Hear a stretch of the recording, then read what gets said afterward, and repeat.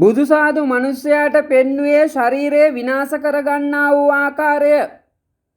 උඹලාගේ ඔය ජීවමාන ශරීරය තව පියවරක් ඉහළට යන්න තියෙන ශරීරය පියාපත් ලබන්ට තියෙන අයිතිය නැති කිරීම තමාගේ සිත තුළම තමාගේ ශරීරය මරා ගන්නා වූ ආකාරය උඹලාට සර්පයා පෙන්වුවේ ජීවමාන දෙවියන් වහන්සේ විසින් දුන්නා වූ ඉපදීමේ ශරීරය විනාශ කරගෙන අපාගත වෙන මාර්ග. උඹලාට සර්පයා කීවේ උඹලාගේ ශරීරයේ අවයව දන් දෙන්න, ඇස් දන් දෙන්න, වකුගඩු දන් දෙන්න, ශරීරයේ සියලු අවයව දන් දීලා විනාශ වෙන්න. උඹලා සියල්ලන්ටම බුදු සාදු පෙන්වුවේ අපාගත වීමේ දොරටුව, පන්සල, පල්ලිය, පාතාලය, උරුමය.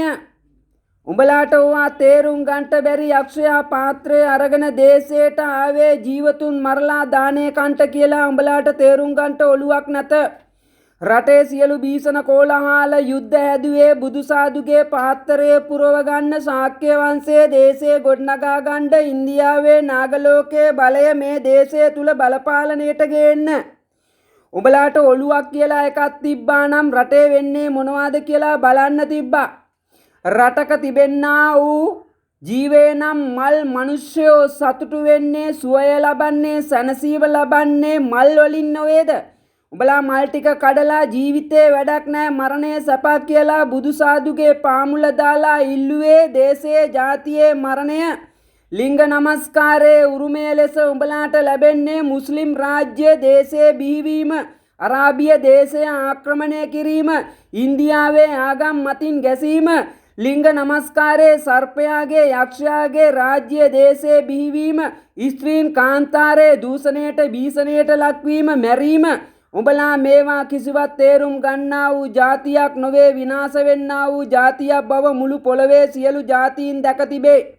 උඹලාගේ කතාව බොහෝ දැන උගත් බුද්ධිමත් නමුත් වඳින්නේ ශරීරයේ අපායේ කොටසට ලිංගයට නේද කියලාවත් තේරුම් ගන්නට උඹලාට ඔළුවක් නැත්තා වූ ජාතියක් ඇව්වොත් සිංහල.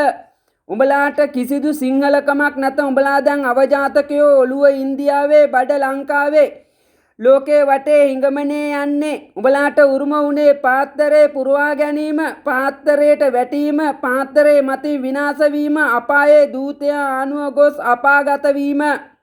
ඔවා තේරුම් ගනියව. මන් තොපිට කියන්නේ තේරුම් ගන්නට තොපිට ඔළුවක් නැති නිසා. ඔළුවක් ඇතිනම් තොපි තහනම් ගසේ සර්පයාගේ කෑම කන්නේ නැත දානේ, මලවුන්ගේ දානේ.